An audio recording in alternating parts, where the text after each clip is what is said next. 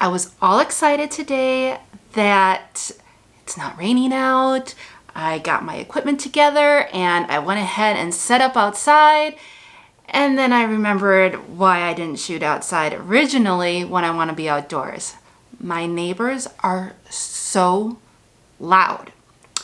So, I guess we're going to be doing Animals 101 inside the house today.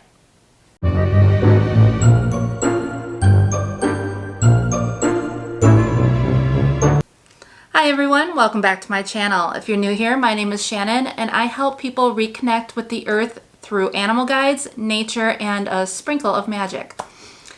Today's topic is going to be on animal guides, and depending on which culture you're from, what religion you practice, you might hear them referred to as animal guides, animal spirits, animal totems. They pretty much all do the same thing. They're spirit guides or sometimes physical guides that come in and out of your life. They will help you with particular struggles that you have, help teach you lessons, and they really want to help humans get through their life with as much ease as possible. They don't really care about titles. It's more something that we have a tendency to struggle with since we like to put everything into little boxes and label them. So today we are going to just not really get into the nitty-gritty of animal guides, but give you an overview of what type of energies to expect and what type of animals you can expect them from. Let's get started.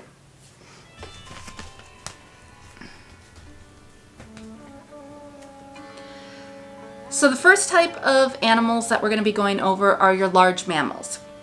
And these include anything from bear, deer, elephant, horses, your lions, any of the big mammals. And their energies are more strong, sensitive. They know how to endure situations. They are very loyal guardians. They are very attentive to the earth and they can feel its heartbeat. So they really help you connect with the primal side of yourself. The next category is small mammals. So your larger mammals, they're about more of the big picture. Smaller animals have a tendency to deal more with smaller things. These are going to be creatures like your cat, your dog,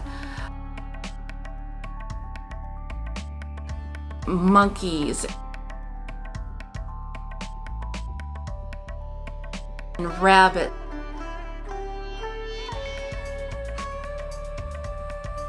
and squirrels. Smaller creatures. And these creatures have a tendency to deal with more of adventure, curiosity. They are the clever little things. They help you stay grounded. They see the detail in situations. They are also very alert, especially to opportunities, and they help you get connected to the earth. I mean, it makes sense. They help you stay grounded. They're small. They're closer to the earth. The next set of creatures is going to be basically the opposite. So they are going to be your birds, things up in the sky. They can also deal with the ones that don't fly, but majority of the birds pretty much do. And they are the ones like your blue jays, your owls, the flamingos, parrots, ducks. These creatures really help you see the big picture. They deal with mental clarity, higher knowledge. They, in a lot of cultures, are symbols of connecting with the spirit. And you've got not only seeing the big picture, but also getting everybody else's types of perspectives. They just have that expansiveness to them. They help you feel free, especially in flight. So they help a lot with meditations. The fourth category is kind of compiled of a few different ones. They are going to be your insects and your arachnids, since they have very similar energies. This is going to be creatures like your ants, your bees, your spiders, your dragonflies, and your butterflies. They have a little bit of flight, but not too much. And their big thing is transformation. But they also deal with adaptability, mystery, and self-reliance. They have a tendency to be more of your shadow creatures too, since a lot of people are, afraid of bugs. They have arachnophobia. So you might have some of these concerns with yourself, but once we get into working with shadow animals, you'll learn that they have a lot of lessons to teach you, especially if you have a fear of them. There is something that you are supposed to learn from them in this lifetime. So the last category is definitely a compilation. Compilation? We shouldn't say that word. I don't know. Okay, so the last section that we're going over is basically compiled of your reptiles, your amphibians, and I also went ahead and put water animals, since they have a tendency to have kind of similar energies as the other two do. And this is going to include animals like your dolphins, your frogs, your lizards, sea turtles are in there,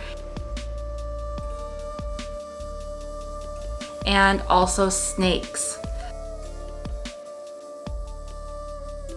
So again, some of the creatures in this section, I know a lot of people get jumpy around frogs, they're afraid of snakes.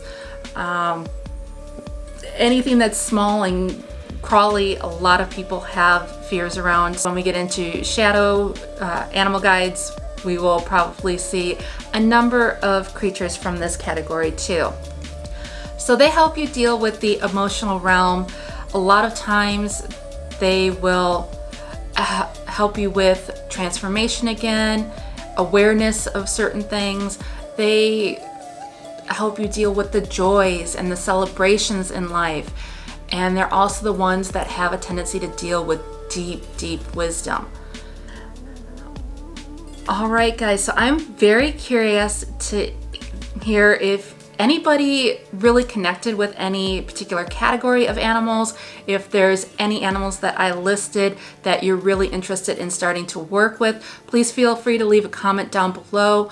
I do plan on doing dedicated videos just to a particular animal guide.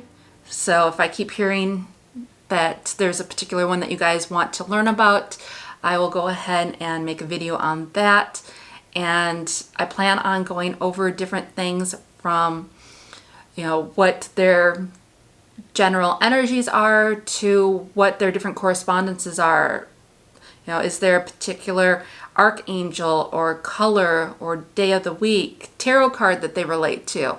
Gathered a lot of information over the last 45 years. My book right now is about 3 inches thick of different animals and energies that I have dealt with. So I'm definitely interested in sharing that information with you. And I've even created a nice little handout for you. I'm thinking about possibly doing Patreons and putting that up there so that you can actually print them out and go ahead and put that in your, for me, I refer to my fauna grimoire as a book of knowledge, because my main focus with animals is gaining the knowledge from them so that I can share that with everyone else. But there's a lot to come when it comes to animal guides, and you'll probably hear me refer to them mostly as animal guides, since it, for me, deals not only with their physical but also their spirit aspect. So I kind of just like to leave things all in one. As always, guys, I hope you enjoyed this video. Thank you and have an amazing day.